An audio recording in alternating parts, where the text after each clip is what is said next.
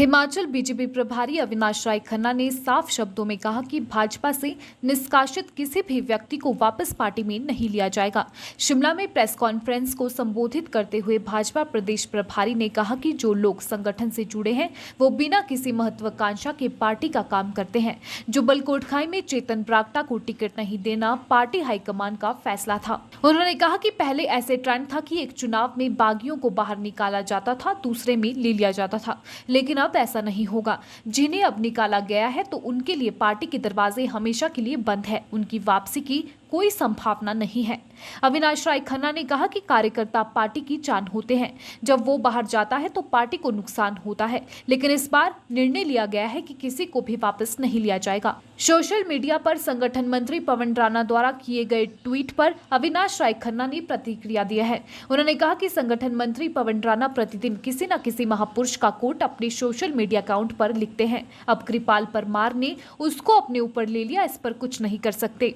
दरअसल भाजपा संगठन मंत्री पवन राणा ने सोशल मीडिया अकाउंट पर वाक्य लिखा था, भाग्य के दरवाजे पर सर पीटने से बेहतर है कर्मों का तूफान पैदा करे, दरवाजे अपने आप खुल जाएंगे। इस पर पिछले विधानसभा चुनाव में भाजपा के फतेहपुर से प्रत्याशी रहे और इस बार टिकट के प्रबल दावेदार कृपाल परमार ने लिखा कि आदरणीय पवन जी, 2022 में कर्मों का तूफान पैदा करने वाले सैकड़ों लोग निकलेंगे, धैर्य रखिए। अविनाश राय खन्ना ने कहा कि बीजेपी ने कोरोना के समय मानव धर्म निभाया है। कोरोना टीकाकरण में प्रदेश ने पहला स्थान हासिल किया। उन्होंने कहा कि कांग्रेस को कारगिल फोबिया हो गया है। प्रतिभा सिंह ने इसके लिए माफी मांगी है और आगे भी लोगों से माफी मांगनी पड़ेगी, क्योंकि 2 बार एमपी बनने के बाद भी लोगों के लिए कुछ नहीं कर पाई। खन्ना ने कहा कि कांग्रेस को बीजेपी के फौजी प्रत्याशी की टोपी से भी समस्या हो रही है। उन्होंने ये टोपी बाजार से नहीं खरीदी है, बल्कि देश की सेवा के बाद मिली है। अविनाश राय खन्ना ने कहा कि कांग्रेस को अब सपने में भी बीजेपी का फौजी प्रत्याशी ही नजर आ रहा है। आज प्रेस कॉन्फ्रेंस में आने वाले जो बाई इलेक्शन है उसके ऊपर चर्चा हुई है। भारतीय जनता पार्टी जो हमने काम किए हैं इस राज्य में और हमारी केंद्र सरकार की उपलब्धियां हैं उसको लेकर हम लोग बाई इलेक्शन में आए हैं और इस प्रदेश का विकास नहीं रुके। इस प्रदेश में अगर कोरोना आया उसमें हम किस तरह लड़े और किस तरह जनता को हमने सहयोग दिया उसके बारे में यहाँ आज बातचीत हुई है। मैंने डिटेल में बता दिया ना कि जो लोगों को हमने पार्टी में, पहली बात हमारे संविधान में लिखा है कि अगर कोई बंदा ओपनली प्रेस में जाता है तो उसको ऑटोमेटिकली हम निकाल सकते हैं। पार्टी के ऑफिशियल कैंडिडेट के खिलाफ चुनाव लड़ता है उसको पार्टी से निकाल सकते हैं।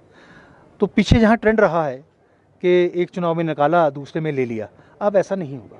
जिसको पार्टी से निकाल दिया है वो मान के चले फॉर एवर उसको हमने पार्टी से निकाल दिया है। दूसरी बात कि टिकट का वेस क्या रहता है। हमारी पार्टी कैडर बेस पार्टी है, परिवार की पार्टी नहीं है। हम लोग एक प्रक्रिया के तहत इन टिकटों को बांटते हैं। वो क्या है, मंडल से लेकर जिला, जिला से लेकर प्रदेश, प्रदेश के बाद फिर ऊपर हमारा पार्लियामेंट बोर्ड है, इलेक्शन कमेटी है, वो निर्णय लेती है। जरूरी नहीं कि जो हमने नाम भेजा उसका ही निर्णय ले, पार्टी अपने हिसाब से भी डिसाइड करती है। और जो डिसीजन हुए हैं सारे कार्यकर्ता उन डिसीजन को लेकर लोगों के बीच में जाकर वोट मांग रहे हैं, उनको जिताने के लिए अपील कर रहे हैं और 4 की 4 सीटें हम जीतेंगे, ये मुझे पूरा विश्वास है। देखो ऐसा नहीं है, जे उनको ही सोचना पड़ेगा अभी क्यों वो ऐसा क्यों कर रहे हैं। हमने तो सब्सिडी दे दी, हमने सिलेंडर दे दिए। आपकी सरकार तो एक कदम और बढ़ गई, उसने जहाँ केंद्र की योजना में नहीं आ रहे थे उनको भी दे दिया। अब उन लोगों को सोचना चाहिए ना वो क्यों कर रहे हैं।